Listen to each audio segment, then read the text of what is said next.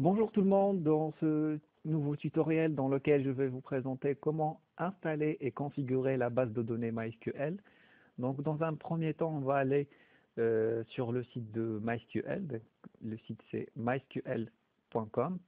On va aller naviguer sur la partie Downloads pour télécharger la base de données MySQL.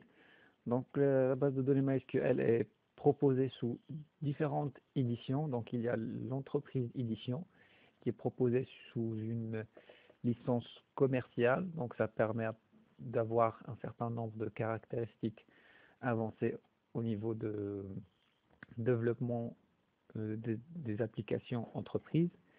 Il y a la base de données, l'édition Cluster, qui nous permet d'avoir une base de données transactionnelle open source qui est conçue pour un accès rapide aux données, des données dans des conditions de haut débit, qui est aussi présentée sous une licence commerciale, comme je l'ai dit.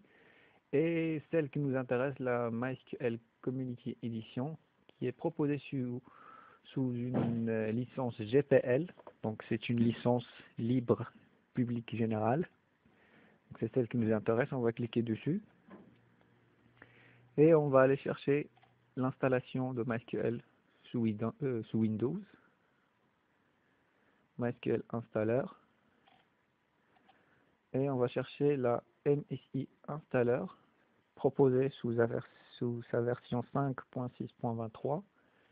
Et la taille du fichier environ 300 mégas, 282,4 mégas au niveau de la taille du fichier. Donc pour le télécharger, on clique sur Download.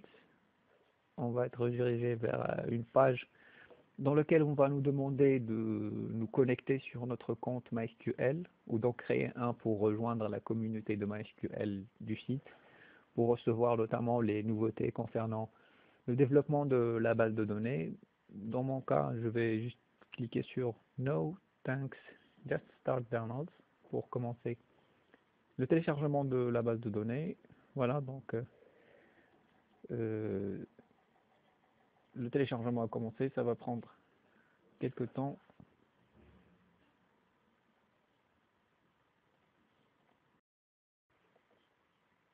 Donc voilà, à la fin du téléchargement, vous allez avoir un fichier exécutable comme celui-là. Donc double-clic dessus pour lancer l'installation de la base de données MySQL.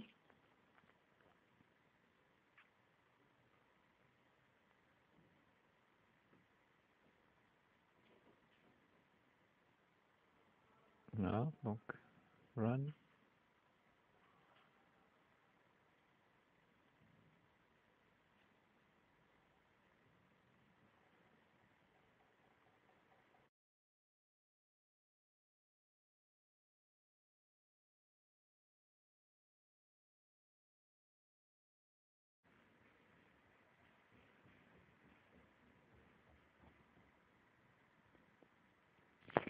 Donc l'installable est en train de configurer les dépendances nécessaires pour l'installation de la base de données.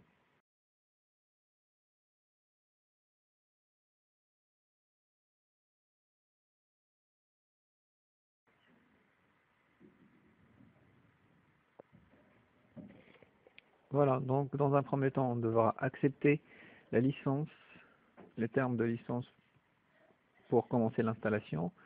On choisit la version qui nous intéresse, notamment la version développeur. Clique sur Next. Là, l'installable va vérifier les exigences nécessaires pour l'installation de la base de données. Et on clique sur exécuter pour commencer l'installation de différentes dépendances nécessaires pour la base de données MySQL, notamment MySQL Server, Workbench et MySQL Connector pour C, pour C++, pour Java, pour .NET, donc toutes les dépendances nécessaires pour l'installation de la base de données MySQL sur notre ordinateur. Donc, au niveau de cette étape, vous devez avoir votre ordinateur connecté sur Internet pour qu'il puisse télécharger toutes les dépendances nécessaires.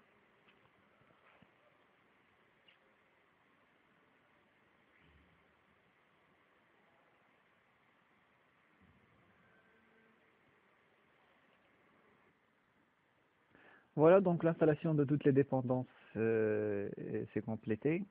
Donc maintenant on clique sur Next. Donc la configuration, on va passer maintenant à la configuration du serveur MySQL. Donc ici on peut choisir le type de configuration qui nous intéresse. Donc il y a la configuration développement, serveur, and dedicated machine. Donc on va choisir la version développement. Le port par défaut c'est 3306, donc vous pouvez le changer si vous voulez, sinon vous laissez le paramètre par défaut. On clique sur Next. Ici on nous demande de donner un mot de passe aux administrateurs root de la base de données. Donc vous donnez votre mot de passe ici, et si vous voulez vous pouvez ajouter un utilisateur de la base de données. Donc on va faire un test. Vous pouvez ajouter un utilisateur admin users. Donc vous pouvez lui donner le rôle que vous voulez. Il y a différents types de rôles. Le rôle admin, designer, manager, selon le rôle, son, son rôle dans la base de données. Après, je vais lui donner un mot de passe sur OK. Et ici, on va configurer le service Windows de MySQL. Donc, il va s'appeler MySQL 56.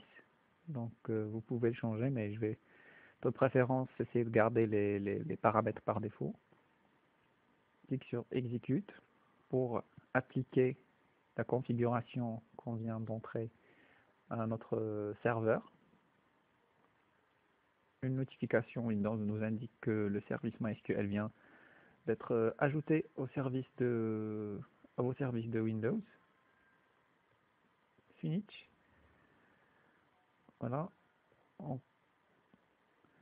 On vérifie si la connexion passe bien avec l'utilisateur root et le password, votre mot de passe que vous avez enregistré. Donc connection successful, donc tout s'est bien passé.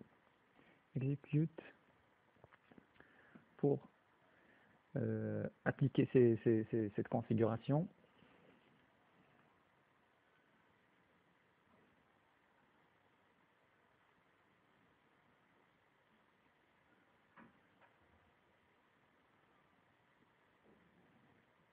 Voilà, donc toutes les configurations se sont bien passées. Clique sur Finish, Next. L'installation est complète, donc l'installation de votre produit s'est passée sans aucun problème. On clique sur Finish et on attend que le Workbench, donc c'est un tableau de bord qui vous permet de vous connecter sur la base de données MySQL, qui vous permet de créer des schémas, de créer vos tables, de les éditer, de faire des requêtes ou des traitements plus complexes comme les procédures stockées ou les déclencheurs. Donc pour vous connecter à l'instance locale de MySQL, vous cliquez ici sur Local Instance et vous tapez votre mot de passe que vous avez entré tout à l'heure au niveau de la configuration. On clique sur OK. Et voilà, donc ça c'est l'interface de votre Workbench MySQL. Donc ici, vous avez une liste de vos schémas existants dans la base de données. Vous pouvez créer vos propres schémas, donc Create Schéma, pour créer un nouveau schéma. Donc ça, on va le faire après.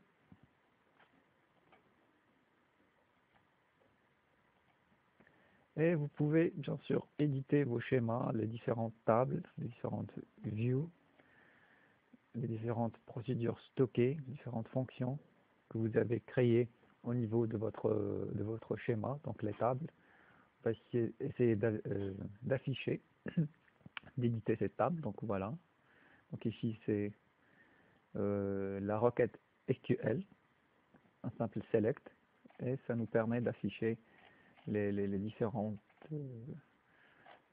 lignes de la table. Donc voilà, c'est fini, c'est terminé pour ce tutoriel dans lequel on a vu l'installation et la configuration de la base de données MySQL, qui nous sera nécessaire lors de nos prochains tutoriels pour le développement d'applications web J2E distribuées.